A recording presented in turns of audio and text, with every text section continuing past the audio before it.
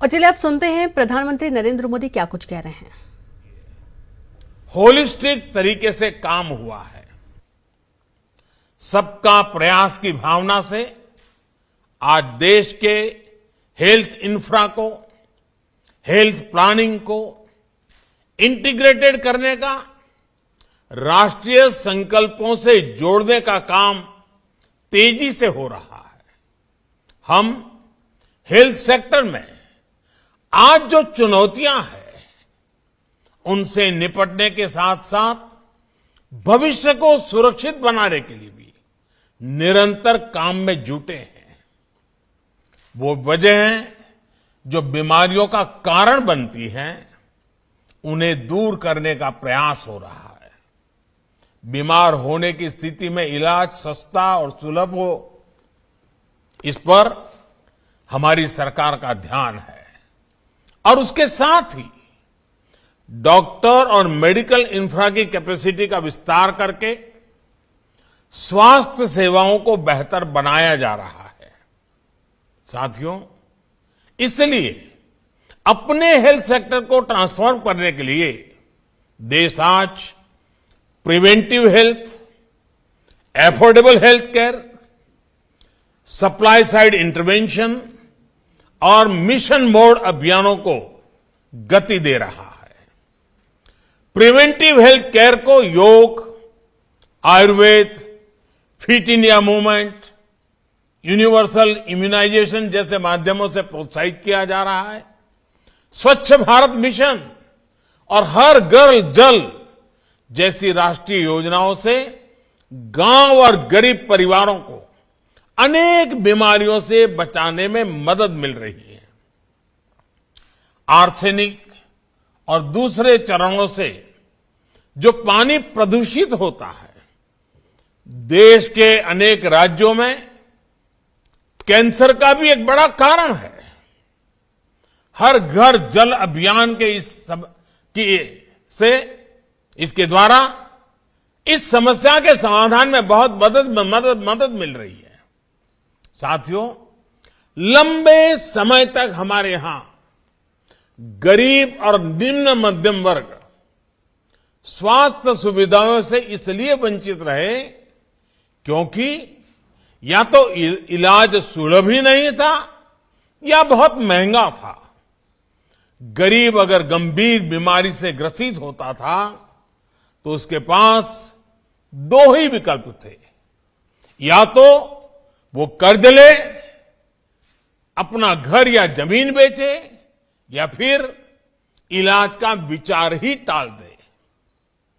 Cancer की बीमारी तो ऐसी है जिसका नाम सुनते ही गरीब और मध्यम वर्ग हिम्मत हारने लगता है।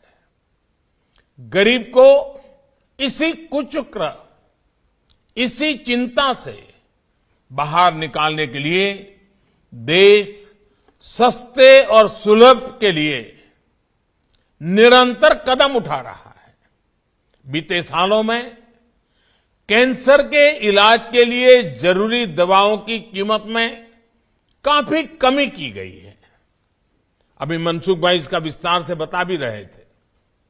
पश्चिम बंगाल सहित पूरे देश में जो 8,000 से ज्यादा जन औषधि केंद्र स्थापित किए गए हैं, उनमें बहुत सस्ते दाम पर दवाइयां और सर्जिकल सामान दिए जा रहे हैं। इन स्टोर्स पर कैंसर की भी 50 से अधिक दवाइयां बहुत कम कीमत पर उपलब्ध है। कैंसर की सस्ती दवाओं को उपलब्ध कराने के लिए विशेष अमृत स्टोर भी देश भर में चल रहे हैं। सरकार का यही सेवा भाव, यही संवेदनशीलता गरीबों को सस्ता इलाज सुनिश्चित करने में मदद कर रहा है। सरकार ने 500 से ज्यादा दवाइयों की जो कीमत नियंत्रित की है, वो भी मरीजों के हर साल 3,000 करोड़ रुपए से भी ज्यादा रकम बचा रही है। नागरिकों के पैसे बच रहे हैं। कोरोनरी स्टेंट्स की कीमत तो फिक्स किए जाने की वजह से हार्ट के मरीजों के हर साल 4,500 करोड़ रुपए से ज्यादा बच रहे हैं। सरकार ने नी इम्प्लांट्स की कीमत कम करने का जो निर्णय किया, उसका विशेष लाभ हमारे सीनियर सिटीजन्स को, हमारे बुजुर्ग माताओं बहनों को, पुरुषों को उसका लाभ हुआ है। इस वजह से बुजुर्ग मरीजों से 1,500 करोड़ रुपया हर वर्ष बच रहे हैं। सरकार जो प्रधानमंत्री नेशनल डायलिसिस प्रोग्राम चला रही है, उसकी मदद से 12 लाख गरीब मरीजों को मुफ्त डायलिसिस की सुविधा मिली है। इससे भी उनके 520 करोड़ रुपए से भी ज्यादा रकम उनकी बचत हुई है। साथियों, आयुष्मान भारत योजना आज एफोर्डेबल और इंक्लूसिव हेल्थ केयर के मामले में एक ग्लोबल बेंचमार्क बन रही है। पीएम जय के तहत देश भर में 2 करोड़ 60 लाख से ज्यादा मरीज अस्पतालों में अपना मुफ्त इलाज करा चुके हैं। अनुमान है कि अगर ये योजना नहीं होती तो इन्हीं मरीजों के अपने इलाज पर 50 से 60 हजार करोड़ रुपए खर्च करने पड़ते। साथियों, आयुष्मान भारत का लाभ 17 लाख से ज्यादा कैंसर के मरीजों को भी हुआ है। चाहे कीमोथेरेपी हो, रेडियोथेरेपी हो या फिर सर्जरी, इन मरीजों को अस्पताल में हर सुविधा मुफ्त मिली है। कल्पना कीजिए, सरकार के ये प्रयास नहीं होते तो कितने गरीबों का जीवन संकट में फंस जाता या कितने परिवार कर्ज के कुचक्र में फंस जाते। साथियों, आयुष्मान भारत सिर्फ मुफ्त इलाज का माध्यम पर नहीं है, बल्कि अर्ली डिटेक्शन, अर्ली ट्रीटमेंट, इसमें भी बहुत कारगर सिद्ध हो रही है। ये कैंसर जैसी सभी गंभीर बीमारियों के लिए बहुत आवश्यक है, वरना हमारे यहां तो ज्यादातर मामलों में कैंसर का पता लास्ट स्टेज में ही चलता था, जब बीमारी लाइलाज हो जाती थी। इसी समस्या को दूर करने के लिए 30 वर्ष से अधिक आयु के साथियों में डायबिटीज, हाइपरटेंशन और कैंसर की स्क्रीनिंग पर बल दिया जा रहा है।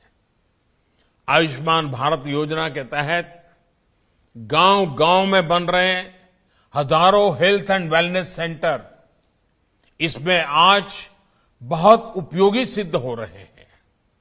बंगाल में भी ऐसे 5,000 से ज्यादा हेल्थ एंड वेलनेस सेंटर बनाए गए हैं। देश भर में लगभग 15 करोड़ लोगों को ओरल, ब्रेस्ट और सर्वाइकल कैंसर के लिए स्क्रीन किया जा चुका है। स्क्रीनिंग के बाद जिनमें लक्षण दिखते हैं, उनके इलाज के लिए गांव के स्तर पर ही हजारों स्वास्थ्य कर्मियों को विशेष रूप से ट्रेन भी किया गया है। साथियों, एक और बहुत बड़ी समस्या हमारे हेल्थ सेक्टर की रही है, डिमांड और सप्लाई में बहुत बड़ा गैप। डॉक्टर और दूसरे हेल्थ प्रोफेशनल्स हो या फिर हेल्थ इंफ्रास्ट्रक्चर, डिमांड और सप्लाई के इस गैप को भरने के लिए भी देश में आज मिशन मोड पर काम हो रहा है। साल 2014 तक देश में अंडर ग्रेजुएट और पोस्ट ग्रेजुएट सीटों की संख्या 90,000 के आसपास थी।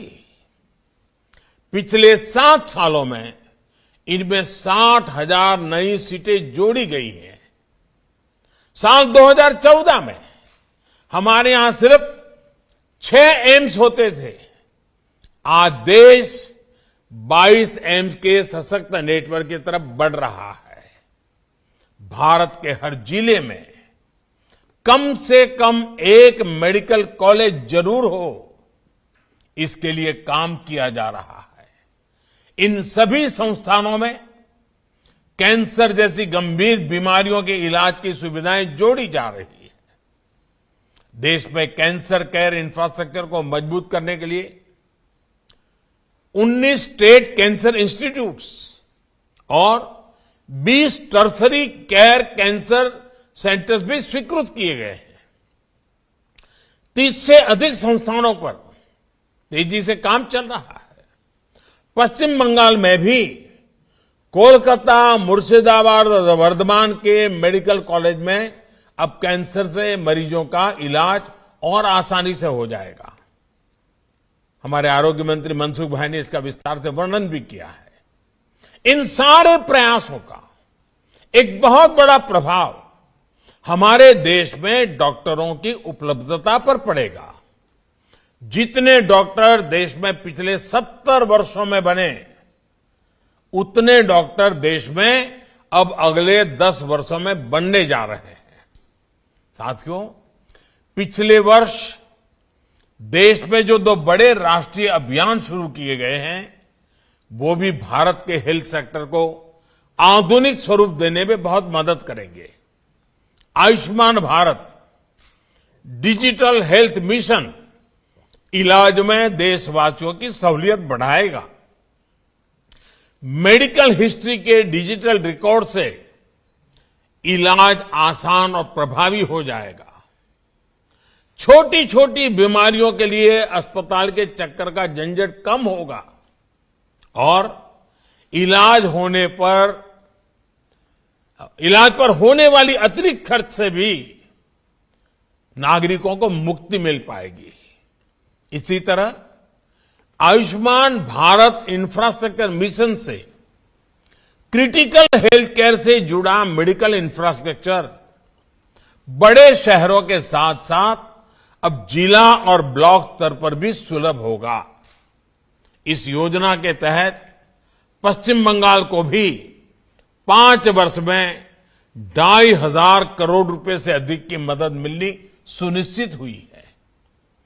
इससे पूरे राज्य में सैकड़ों हेल्थ सब सेंटर्स बनेंगे। लगभग 1,000 शहरी health and wellness centre operational होंगे। दर्जनों district integrated public health lab बनेगी और जिला अस्पतालों में सैकड़ों क्रिटिकल केयर बेड्स की नई कैपेसिटी तैयार होगी। ऐसे प्रयासों से हम भविष्य में कोरोना जैसी महामारी से और बेहतर तरीके से निपट पाएंगे।